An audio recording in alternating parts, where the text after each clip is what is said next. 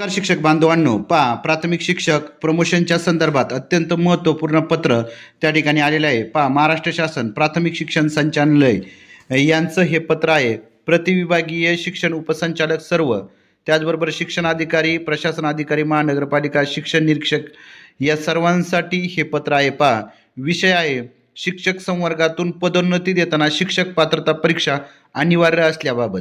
म्हणजेच त्या ठिकाणी TET परीक्षा, त्याचबरोबर CTET परीक्षा अनिवार्य असल्याबाबतचं हे महत्त्वाचं पत्र आहे. म्हणजे शिक्षक संवर्गातून जर आपल्याला पदोन्नती आवश्यक असेल तर TET अनिवार्य त्या ठिकाणी आहे. या पत्रामध्ये काय सांगितलंय तर उपरोक्त विषयाच्या अनुषंगाने संदर्भ क्रमांक 1 मधील सर्वोच्च न्यायालयाच्या न्याय निर्णयाच्या पार्श्वभूमीवर शिक्षक संवर्गातून पदवीधर शिक्षक, मुख्याध्यापक, समूह साधन केंद्र समन्वयक म्हणजेच केंद्र प्रमुख व विस्तार अधिकारी या पदावर पदोन्नती प्रकरणी कार्यवाही करण्याबाबत विविध शिक्षक संघटना व जिल्हा परिषदेमार्फत मार्गदर्शन मिळवण्याबाबत विनंती करण्यात आली होती. म्हणजेच त्या ठिकाणी जिल्हा परिषद आणि शिक्षकांच्या विविध संघटना यांच्यामार्फत मार्गदर्शन त्या ठिकाणी मागवण्यात आलं होतं आणि या मार्गदर्शनाचं उत्तर त्या ठिकाणी दिलेलं आहे.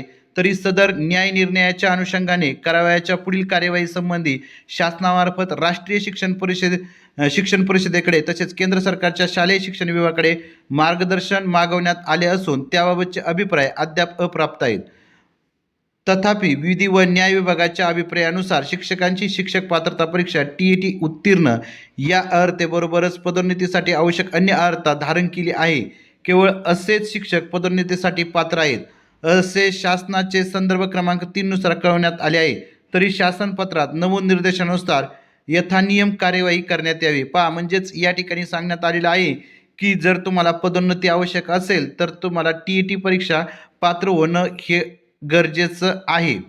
म्हणजेच त्या ठिकाणी जरी मार्गदर्शन केंद्र सरकारचं आलेलं नसेल किंवा शिक्षण परिषदेकडे देखील अद्यापपर्यंत जो अभिप्राय त्यांचा प्राप्त झाला नसला तरी देखील विधी व न्याय विभागाच्या अभिप्रायानुसार या ठिकाणी सांगण्यात आले की शिक्षकांनी शिक्षक पात्रता परीक्षा म्हणजे स्टेट किंवा CTET उत्तीर्ण किंवा पदोन्नतीसाठी त्यांना उत्तीर्ण असणं ही योग्य म्हणजेच त्यांनी अर्हता धारण केलेली असणं आवश्यक आहे. म्हणजेच सर्व शिक्षकांना जर पदोन्नतीसाठी अर्ज करायचा असेल किंवा पदोन्नती मिळवायची असेल तर TET किंवा CTET पास होणं हे बंधनकारकच असणार आहे.